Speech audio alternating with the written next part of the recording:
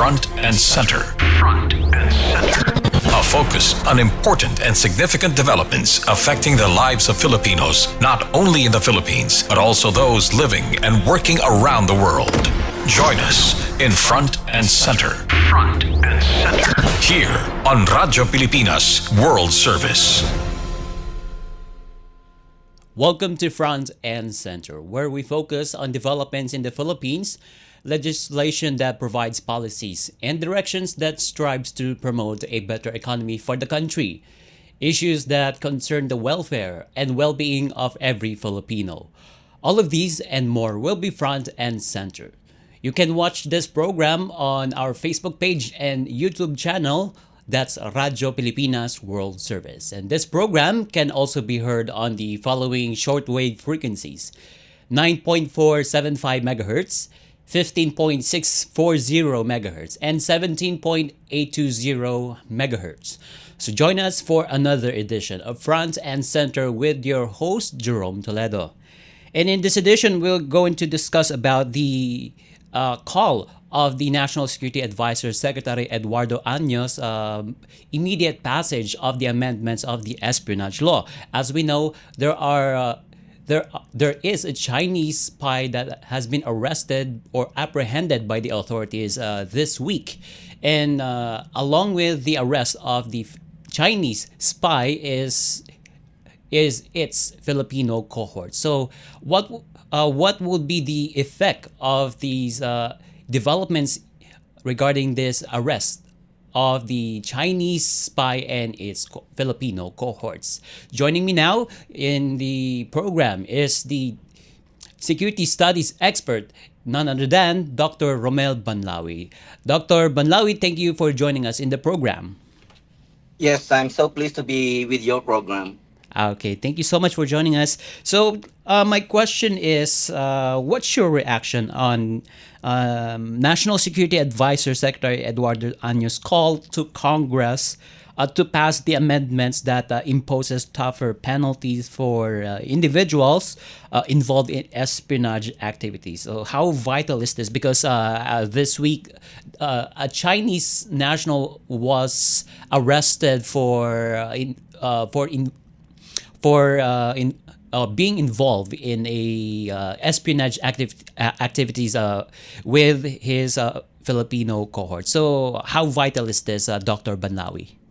Well, I cannot agree more because our existing espionage law was dated 1941 and it was passed by the National Assembly during the Commonwealth period, and many of its provisions are in fact already outdated. So we really have to pass another law that will make our espionage law more attuned to the current era, or more attuned to the current needs of time. And at the same time, although we have a very old espionage law, we have somehow updated some portions of this law in our revised penal code. Article 117 of our revised penal code also identifies ways to penalize individuals engaged in espionage activities in the Philippines. But because of technological advancements and social media and greater openness of our society, we really have to amend not only our 1941 espionage law, but also the Article 117 of our revised penal code. So I agree with the suggestion of Secretary Anyo on the need to pass a law that will update our response to espionage activities. And to mention, because a Chinese national was arrested for being involved in the espionage activities. Upon the arrest of the Chinese national, authorities confiscated, I think, a sophisticated equipments or materials that being used in espionage activities. So so it's really vital at this time to amend the outdated espionage law here in the Philippines, right, Dr. Banawi? Yeah, but I need to emphasize that we need to be very cautious in pinpointing Chinese nationals involved in espionage activities, Mhm. because we don't want to single out any Mm. nation Right. in espionage activities in the Philippines, because many nations are in fact involved in many espionage activities, not only the Chinese, Mhm. even the Israelis, the Americans, the Japanese, many nations operating in the Philippines, they also have their own spy activities. So Mhm. we shall not single out any nation. But I think the greater issue here is the need for nations to really change their mindset about other foreign nations, Mhm. and also change their outlook about threats and about information. You only conduct espionage activities in a country that you consider to be uncertain, that you don't have any good sharing information. But if you have very good information sharing with that country, you don't need to conduct espionage activities. That is why one of the things that we did right after the end of the Cold War is to advocate for greater transparency Mhm. in defense and military issues. So we are Mhm. advocating for transparency in defense, transparency in your trust assessment. So transparency in your arms production, and transparency in your intentions. So we are advocating for more information sharing among nations, so that this kind of espionage activities will become irrelevant, because there is information sharing. Unfortunately, information sharing only occurs among friends, Mhm. and it is not present between enemies or adversaries.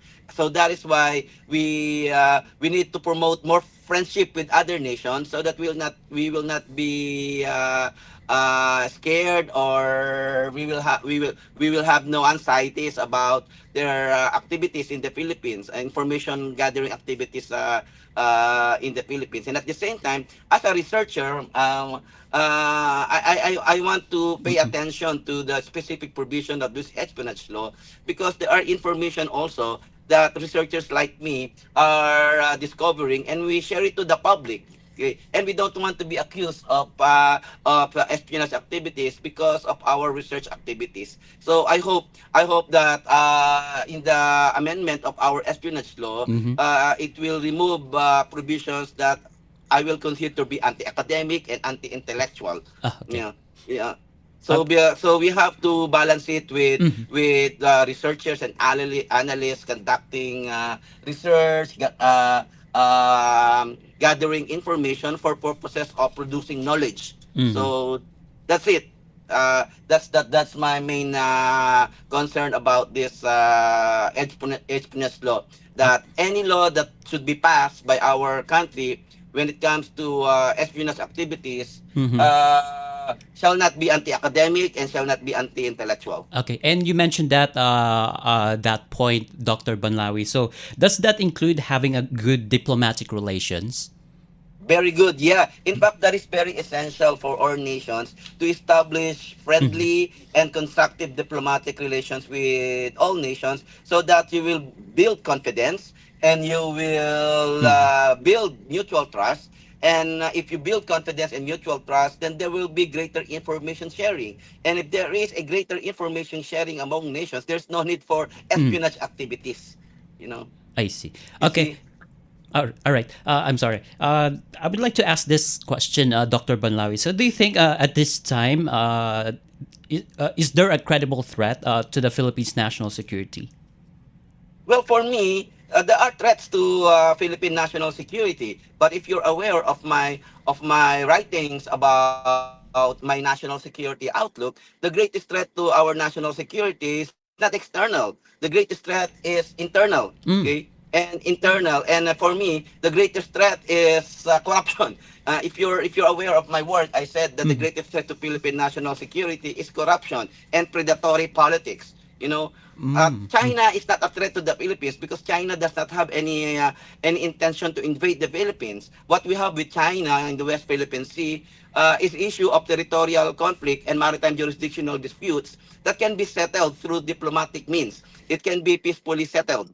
So mm, there's no threat of invasion from China. And at the same time, if there are threats that we need to respond, these are transnational in nature. What are these? International terrorism, human mm-hmm. trafficking, arms Trading, smuggling, and smart. even Mm-hmm. non-traditional security concerns. These are all threats to national security, like Mm, the effect of climate change. These are the things that we need to pay attention to. Okay, and we need the cooperation of other nations mm. like China, United States, Japan, to address all these transnational security threats to our security. So that's the thing. It depends on the outlook. Now, if you focus your threat assessment on a single nations like China, then for me it's inaccurate because China can also be a partner of the Philippines to address our non-traditional security threats like climate change, human trafficking, and Mm, even illegal fishing in the West Philippine Sea, and even environmental destruction in mm. the West Philippine Sea. So it's all about perspective. It's all about outlook. So if there is a threat to Philippine national security, for me, the greatest threat is emanating internally and not external. Okay. And yeah, as we know, President Marcos Jr. said that the internal security threat has been, I think, addressed, and now they are shifting their focus on external threats. It, No, so no, how does we need that to play? qualify that. When we talk about internal threats, it's about maybe you're talking about the local communist Mm, yeah, right. insurgency and the Moro secessionist movement. Yeah, we are already addressing that. But there are other internal threats that have not been addressed. you know, Mm-hmm. Okay. and we need to pay attention to these internal threats. Mm-hmm. It's good that we are addressing local communist armed insurgency, and we are addressing Moro secessionism through the persistent efforts of the Philippine government to have uh, um, peace arrangements with them. But at the same time, our country is still confronting a lot of internal challenges that are non-traditional in nature. I Okay? okay. Non-traditional in nature, and we need to prepare ourselves from these non-traditional security threats. And if we want to gather information about these threats, then we have to focus on these non-traditional security threats, because these non-traditional security threats are threats being shared by other nations. Okay? And if this is being shared by other nations, we can share information for purposes of effective cooperation. Oh, okay. All right. Thank you so much. Okay. So before the second Trump administration, Dr. Bonlawi, former U.S. President Joe Biden told in a trilateral meeting that last April 2024 that the relationship between Manila and Washington remains ironclad and expressed support for Philippines actions. So right now, as Trump administration assumes the leadership in America, the support remained the same. So, Dr. Banawi, how do you see this display of power right now? And can we expect a further strained relation between Philippines, United States, and China? Well, we have to move on from the Biden administration because Uh-huh. we are now facing a new administration under Trump. Okay. And although Secretary of State Rubio already reaffirmed U.S. commitments to its defense alliance with the Philippines, we need to still become cautious about it because it is just a declaration of policy, and we need to wait and see whether this policy will be properly implemented under the Trump 2 administration, because we are getting mixed messages from Washington D.C. about how the United States will deal with other countries. Because right now under the Trump 2 administration, its priority is America first. And Mhm. if it is not worth for America to engage other nations, then the Trump presidency will reconsider its efforts. For example, on the issue of foreign assistance, that's gonna change. Okay, Yeah. and if Trump will revise its foreign assistance programs with other nations, then it's going to affect also the Philippines. So we need to pay attention to what the State Department is saying and what the whole government of the United States is doing. Mm. So it means that we should watch out of what they're saying versus what they're actually doing in the field, right, Dr. Yes, Banawi? like for example, Okay. Secretary Rubio says that the commitment of the United States to defend the Philippines is ironclad. That's a declaration of policy. Okay, and whether that policy will be implemented, okay, that remains to be seen under Trump. Okay, because from our point of view, we are expecting the United States to grant the Philippines 500 million US dollars foreign military aid. Mhm. Okay, for this year and even the years to come. But I don't think the Trump 2 administration will be happy to grant that. Maybe it can give us less amount, but not the amount that we expect, and that's gonna affect the way they will implement this alliance relationship. Okay, so after all, we should be watching every step that America makes in regards to expressing support for Yes, it's for still the wait and see. Philippines. Like for example, if the Trump administration assesses the nine EDCA facilities in the Philippines as very costly to the United States, then that's gonna change. Okay, and if we want to retain all these nine American military facilities under Trump administration, Trump says that you need to pay. Okay, Mm. because you need to pay for it. Like for example, the presence of Python missiles in northern Luzon. If Trump regards the Python missile as costly to the United States, then the Trump administration might reconsider it. So we still need to really wait and see on how the Trump 2 administration will really deal with the Philippines under the current situation. I So see. there's And still a lot of uncertainties. So mhm. and that uncertainties will be clarified later on. Okay. So let's wait and see. Oh, okay, all right. And my final question, Dr. Banlawi, think. Okay, so we are now halfway on the presidency of President Ferdinand R. Marcos Jr. How do you see his policy first towards national security, and if you can answer this, Dr. Banlawi, his foreign policy, which is enemy of none and friend of all. Well, for me, I am disappointed on the way President Bongbong Marcos Jr. Pursues our foreign policy because apparently President Bongbong Marcos pursues an excessive pro-Americanism in our foreign policy. You know, for me, Mm-hmm. it's anathema to the trend in Southeast Asia because in Southeast Asia, the policy is maintaining a neutrality, okay, and balancing relationship with major powers, getting the best of both worlds. If you talk about U.S. and China, so that's the kind of policy. In fact, if you're aware of my writings on foreign policy, I've been advocating for a more flexible foreign policy, a bamboo diplomacy that empowers the Philippine government to navigate between two major powers. Mm-hmm. You have the ability to balance, you have the ability to hedge with the two major competing powers. So that's the kind of policy that I was expecting.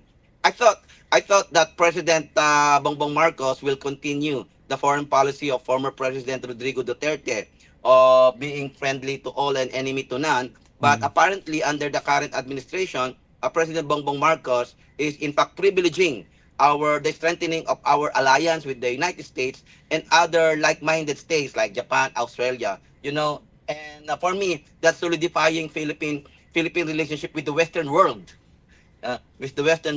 And that is why the Philippines has become an outlier state in Southeast Asia. Because the trend in Southeast Asia is pursuing neutrality, pursuing balanced relationship with major powers, okay, and promoting cooperation with all major powers. Okay, for our listeners, Dr. Banawi is saying that there should be a balance between a relationship between the United States and other countries like China, Japan, and Australia.